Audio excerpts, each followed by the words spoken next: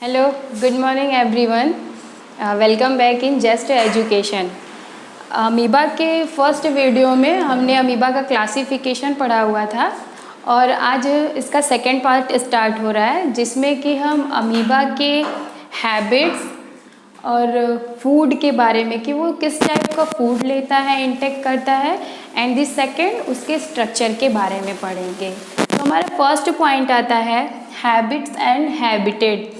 Habit का मतलब होता है वास, दैट मीन्स वो कहाँ पे रहता है, एंड हैबिटेट इसका मतलब होता है कि उसका नेचर कैसा होता है, उसका स्वभाव कैसा होता है। तो जनरली जितने भी अमीबा होते हैं ये ऐसे वाटर में पाए जाते हैं जिसमें कि सॉल्ट की क्वांटिटी क्या हो, एब्सेंट हो। उसको हम बोलते हैं हिंदी में अलवणीय जल। वो ऐसे वाटर में पाया जाता है जैसे कि हमारा हो गया पॉन्ड वाटर, लेक वाटर। और ये वाटर के बॉटम में और सरफेस पे, मतलब जैसे फॉर एग्जांपल आपका पॉन्ड है तो उसके ऊपरी सतह पे और सबसे नीचे वाले सतह पे ये पाया जाता है। एंड द सेकेंड, ये मड में भी अवेलेबल होता है। मड का मतलब होता है कीचड़, ये कीचड़ में भी पाया जाता है और ये आपको हमेशा मूवमेंट करते हुए दिखेगा। ये जैसे वाटर में अगर पाया जाता है तो वाटर के सरफेस पे हमेशा मूव करते हुए, वो चलते हुए, रेंगते हुए आपको दिखेगा और कीचड़ में भी आपको क्या, वो रेंगते हुए दिखाएगा। एंड द सेकेंड पॉइंट आता है कि इसकी फूड हैबिट क्या होती है, मतलब कि ये किस तरीके का फूड इंटेक करता है। तो जो अमीबा होता है ये ओमनीवोरस, दैट मीन्स सर्वाहारी इन नेचर होता है। ये प्लांट्स को भी ईट करता है और उसके साथ साथ दूसरे एनिमल्स को भी ईट करता है। दैट मीन्स ये एल्गी जिसको कि हिंदी में हम बोलते हैं शैवाल, और बैक्टीरिया, दैट मीन्स ये जीवाणु, दोनों को खाती है। इसका मतलब क्या हुआ कि ये फूड के हैबिट में ओमनीवोरस इन नेचर होती है, दैट मीन्स सर्वाहारी होती है। और नेक्स्ट पॉइंट आता है इसका स्ट्रक्चर, मतलब कि स्ट्रक्चर इन द सेंस कि ये देखने में कैसा होता है और इसका कलर कैसा होता है। तो ये जो अमीबा जो होता है ये कलरलेस होता है। कलरलेस इन द सेंस कि रंगहीन, इसका कोई कलर नहीं होता है, बट ये ब्राइट करता है, ये हमेशा आपको चमकता हुआ दिखाई देगा और जेली की तरह होगा। जैसे आप जेली देखे हो ना, बहुत सॉफ्ट होता है, तो जस्ट लाइक ये जेली की तरह होगा। और आप क्या देखोगे कि इसका स्ट्रक्चर हमेशा बदलता रहता है। जेली देखो आप, अभी उसको अगर तेज़ी से पकड़ो तो उसका जो शेप होता है चेंज हो जाता है। तो ये कैसा होता है, रंगीन होता है, चमकीला होता है और जेली की तरह होता है। ये आपके सामने इसका डायग्राम बनाया हुआ है अमीबा का। जैसा कि मैंने पहले वीडियो में आपको एक्सप्लेन किया था कि इसका डायग्राम बनाते वक्त इसका आप आउटर किसी भी शेप में दे दो वो आपका सही माना जाएगा। ज़रूरी नहीं है कि इसका आउटर जैसे हमने ड्रॉ किया हुआ है सेम टू सेम आप वैसा ही ड्रॉ करो, आप इसका आउटर किसी भी शेप में दे सकते हो। तो इसके स्ट्रक्चर के बारे में पढ़ेंगे। इसमें आपको दिख रहा है एक फ्लूइड लाइक, ये जो वाटर की तरह इसमें फिल हुआ है, इसको हम क्या बोलते हैं, साइटोप्लाज्म बोलते हैं। इस अमीबा में जो साइटोप्लाज्म सेल मेम्ब्रेन की तरफ होता है उसको हम बोलते हैं एक्टोप्लाज्म, मतलब ऐसा प्लाज्मा जो बाहर की तरफ हो, सेल के एकदम अंदर की साइड नहीं, किनारे पे जो प्लाज्मा होता है वो हमारा होता है एक्टोप्लाज्म, और जो अंदर की तरफ प्लाज्मा होता है उसको हम बोलते हैं एंडोप्लाज्म। और अमीबा की ये जो बाउंड्री होती है, जो कवरिंग होती है, इसको हम बोलते हैं सेल मेम्ब्रेन या फिर प्लाज्मा मेम्ब्रेन या फिर प्लाज्मा लेमा। इसका तीनों नाम होता है, cell membrane, plasma membrane and also plasmalemma. इसको प्लाज्मा मेम्ब्रेन क्यों बोलेंगे, क्योंकि इसके अंदर ये जो लिक्विड मटेरियल फील हुआ है ये हमारा प्लाज्मा है, तो ये प्लाज्मा को कवर किया हुआ है, इसलिए हम इसको बोलते हैं plasma membrane. And second name इसका होता है plasma lemma. And the second point आता है, ये आपको दिख रहा है ऐसे वैक्यूल की तरह। वैक्यूल का मतलब होता है रिक्तिका, खाली जगह। ये इसका है कंट्रैक्टाइल वैक्यूल। ये कंट्रैक्टाइल वैक्यूल क्या करता है, ऑस्मो रेगुलेशन में हेल्प करता है। और इसी कंट्रैक्टाइल वैक्यूल की तरफ ढेर सारे छोटे छोटे स्ट्रक्चर आपको एक समूह में दिखाई पड़ेंगे, वहाँ पे गैदर्ड होते हैं, जिसको हम बोलते हैं माइटोकॉन्ड्रिया। एंड द सेकेंड, ये जो आउटर ग्रोथ निकला हुआ है, ये बाहर की तरफ जो ये सब ग्रोथ निकले हुए हैं, इसे हम बोलते हैं शूडोपोडिया। शूडोपोडिया की हिंदी होती है कूटपाद, और शूडोपोडिया में जो आप इसकी स्पेलिंग लिखते हो उसमें जो पी रहता है वो साइलेंट रहता है, उसको हम नहीं पढ़ते हैं। अगर ऐसे पढ़ते तो हो जाता प्यूशोपोडिया, नहीं, बट यहाँ पे पी क्या रहता है, साइलेंट रहता है। इसको हम इंग्लिश में पढ़ते हैं शूडोपोडिया, जिसका हिंदी में मीन्स होता है कूटपाद। और ये किस में हेल्प करता है, मूवमेंट में, उसके गमन में हेल्प करता है।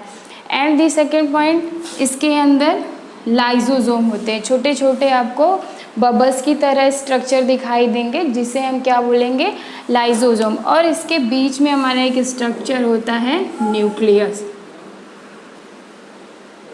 ये न्यूक्लियस जो होता है प्लाज्मा का सबसे इम्पॉर्टेंट पार्ट होता है, क्योंकि जो रिप्रोडक्शन की प्रोसेस होती है उसमें न्यूक्लियस का सबसे मेन रोल रहता है। और जस्ट लाइक लाइजोजोम की तरह आपको छोटे छोटे लाइजोजोम से थोड़े बड़े होंगे स्ट्रक्चर में, पूरे साइटोप्लाज्म में वो मूव करते हुए आपको दिखेंगे। वो क्या होते हैं, फूड वैक्यूल।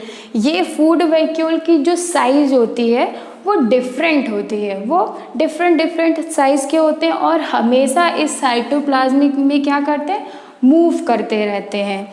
और इसी फूड वैक्यूल में क्या होता है, जो भी फूड पार्टिकल ये इंटेक्ट करता है अमीबा, ये इसी में आके सेटअप हो जाते हैं। जस्ट लाइक फूड वैक्यूल, इसमें आपको वाटर वैक्यूल भी मिलेंगे, जो वाटर के इंगेशन से बनते हैं।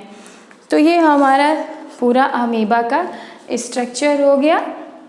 आप यहाँ से इस वीडियो से आप इसका स्ट्रक्चर क्या कर सकते हैं, ड्रॉ कर सकते हैं।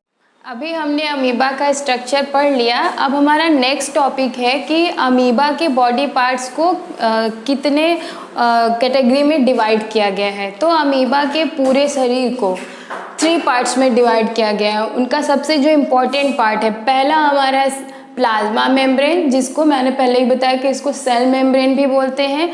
और हमारा जो दूसरा है साइटोप्लाज्म, जिसको कि बोलते हैं कोशिका द्रव्य। और हमारा जो तीसरा है न्यूक्लियस, जिसको कि हम बोलते हैं केंद्रक। अब प्लाज्मा मेम्ब्रेन की क्या प्रॉपर्टी है, अब हम ये पढ़ेंगे। तो जो प्लाज्मा मेम्ब्रेन होती है वो प्रोटीन और लिपिड्स की मिलके बनी होती है, और ये डबल मेम्ब्रेन होती है। डबल मेम्ब्रेन की मतलब दोहरी आवरण, डबल, जैसे उसका जो मेम्ब्रेन होगा वो डबल मेम्ब्रेन होगा, लाइक दिस। और सेकेंड उसका क्या फीचर है कि जो वो प्लाज्मा मेम्ब्रेन होता है वो फ्लेक्सिबल होता है। फ्लेक्सिबल मतलब लचीला होता है, जिसकी वजह से इसके अंदर के जो साइटोप्लाज्म हैं वो बाहर नहीं आ पाते हैं, और उस साइटोप्लाज्म में जितने भी साइटोप्लाज्म के अंदर जो कंटेंट्स प्रेजेंट है वो भी बाहर नहीं आ पाते हैं। और ये जो प्रोटीन लिपिड्स क्या होती है, बहुत हार्ड होती है। जो प्रोटीन लिपिड्स की मेम्ब्रेन बनी होती है, इसकी वजह से ये क्या होती है, बहुत हार्ड होती है। एंड द थर्ड पॉइंट कि ये सेलेक्टिव परमिएबल होती है। सेलेक्टिव परमिएबल का मतलब कि ये सारी चीज़ों को अमीबा के अंदर नहीं परमिट करती, नहीं जाने देती है। ये सिर्फ उसी चीज़ों को अमीबा के अंदर जाने देती है जिसकी उसे ज़रूरत है। ये सारे चीज़ों को परमिट नहीं करेगी। परमिट नहीं करेगी मतलब क्या, उसको परमिशन नहीं देगी कि वो अमीबा के अंदर एंटर करे। सिर्फ जिसकी ज़रूरत है वो उसी को परमिट करेगी। एंड द नेक्स्ट पॉइंट की रीजनरेशन होता है। रीजनरेशन मतलब क्या, कि अगर अमीबा का कोई भी पार्ट ब्रेक कर जाए, जो बाहरी पार्ट है उसका वो ब्रेक कर जाए, किसी वजह से टूट जाए, या फिर उसको किसी तरीके का चोट लग जाए, तो उसमें ये कैपेबिलिटी होती है कि वो वापस से सही हो जाता है। एंड द नेक्स्ट पॉइंट हमारा है कि ये सेल मेम्ब्रेन में पिनोसाइटोसिस और फैगोसाइटोसिस होता है। ये पिनोसाइटोसिस और फैगोसाइटोसिस क्या इंडिकेट करता है, ये जनरली जो इसमें न्यूट्रिशन होता है वो फैगोसाइटोसिस टाइप का होता है। पिनोसाइटोसिस का मतलब क्या होता है कि जो इसका सेल मेम्ब्रेन है वो क्या होता है, अंदर की तरफ मुड़ जाता है। जैसे ही अमीबा के कांटेक्ट में कोई फूड पार्टिकल्स आता है तो सबसे पहले वो सेल मेम्ब्रेन के ऊपर जाके चिपक जाएगा। फिर वो सेल मेम्ब्रेन क्या होगा, जहाँ पे वो फूड पार्टिकल चिपकता है उसी की तरफ वो अंदर की तरफ धंसना शुरू हो जाता है। और फैगोसाइटोसिस का मतलब ये होता है कि जो अमीबा है वो उस फूड को पूरा ही अंदर ले लेता है। ऐसा नहीं कि कुछ पार्ट खाता है कुछ पार्ट छोड़ देता है, वो उस फूड पार्टिकल्स को पूरा ही अंदर ले लेता है। और उसके बाद क्या हो, उसका डाइजेशन होता है। उसके डाइजेशन में जो भी न्यूट्रिएंट्स अवेलेबल होते हैं वो एब्जॉर्ब कर लिए जाते हैं और आफ्टर डाइजेशन जो वेस्ट मटेरियल बनते हैं वो एग्जिस्ट हो जाते हैं, शरीर से बाहर निकल जाते हैं। ये हमारा हो गया सेल मेम्ब्रेन का कैरेक्टरिस्टिक, सेल मेम्ब्रेन की प्रॉपर्टी। अब हमारा नेक्स्ट टॉपिक आता है साइटोप्लाज्म, जिसको कि हम बोलते हैं कोशिका द्रव्य।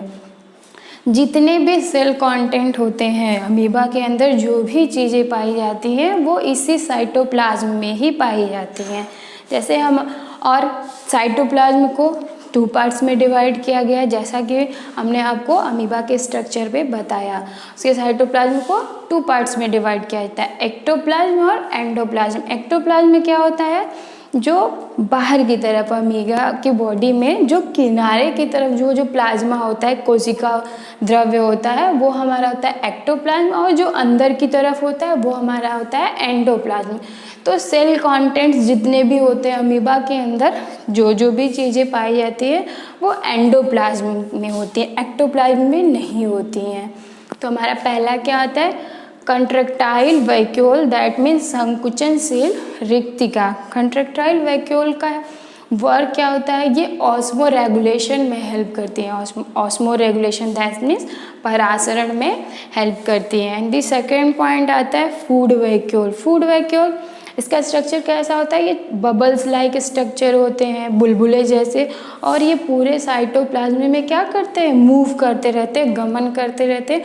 और इसका जो स्ट्रक्चर होता है वो भी डिफरेंट होती है, इनकी जो साइज होती है वो भी डिफरेंट होती है। अब नेक्स्ट हमारा आता है माइटोकॉन्ड्रिया।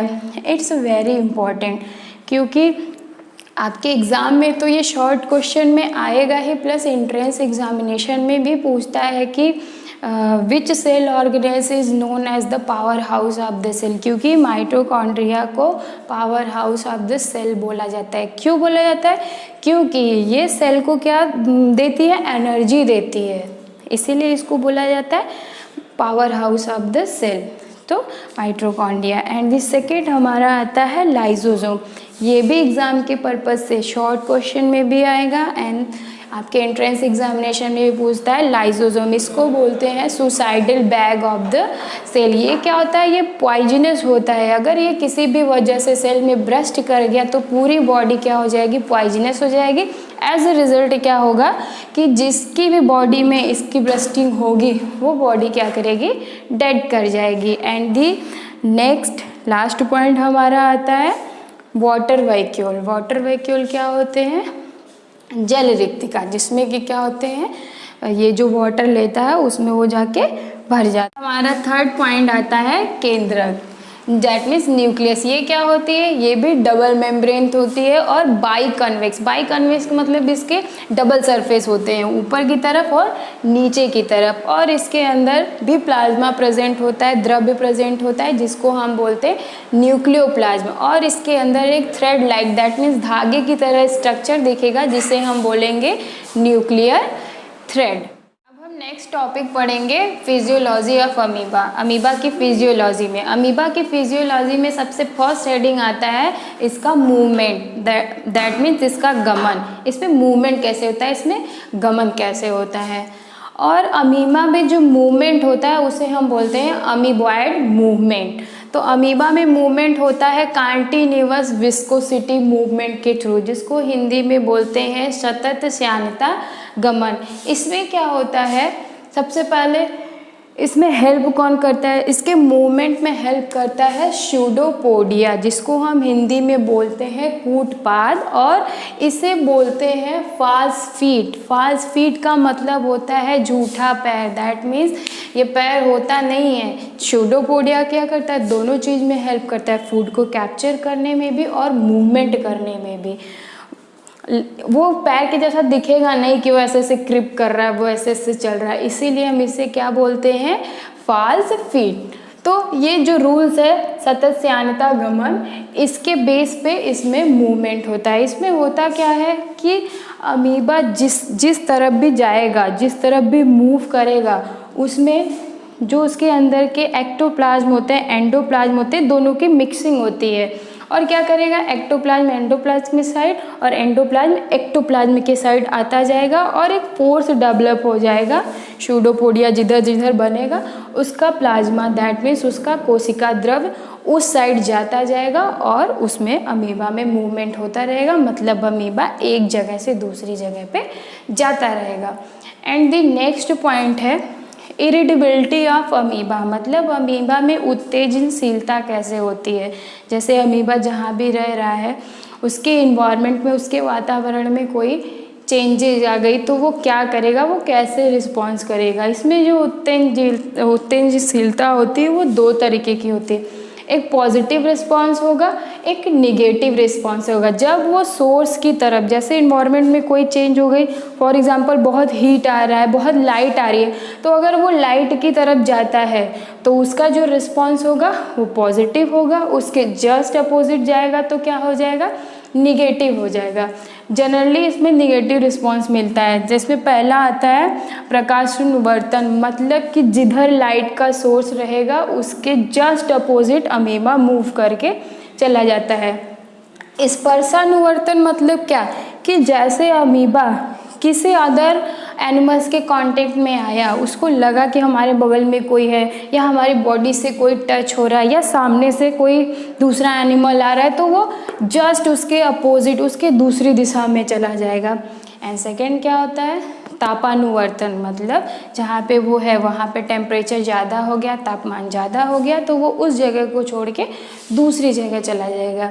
एंड द नेक्स्ट धारानुवर्तन। धारानुवर्तन मतलब क्या, कि जिस वाटर में वो प्रेजेंट रह रहा है उसमें पानी का बहाव जिस तरफ है वो उसके जस्ट अपोजिट साइड जाता है। तो इस तरीके से हमारा अमीबा का फीचर यहाँ पे ख़त्म होता है और उसके बाद हम पढ़ेंगे अमीबा का रिप्रोडक्शन।